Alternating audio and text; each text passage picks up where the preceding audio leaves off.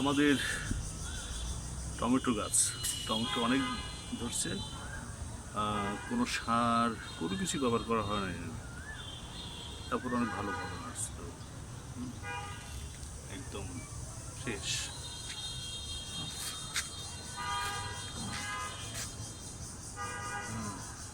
খুবই উপকারী একটি গাছ টমেটো। এই গাছটা অনেক বড় হয়েছিল, এরপর অনেক টমেটো ধরছিল এই গাছটা।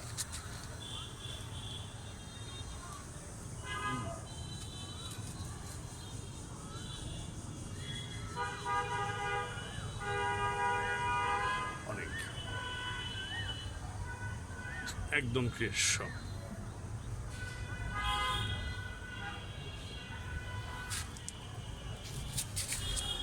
আর এখনো আমাদের ফুল, এখনো ফুল আছে অনেক, গাঁদা ফুল।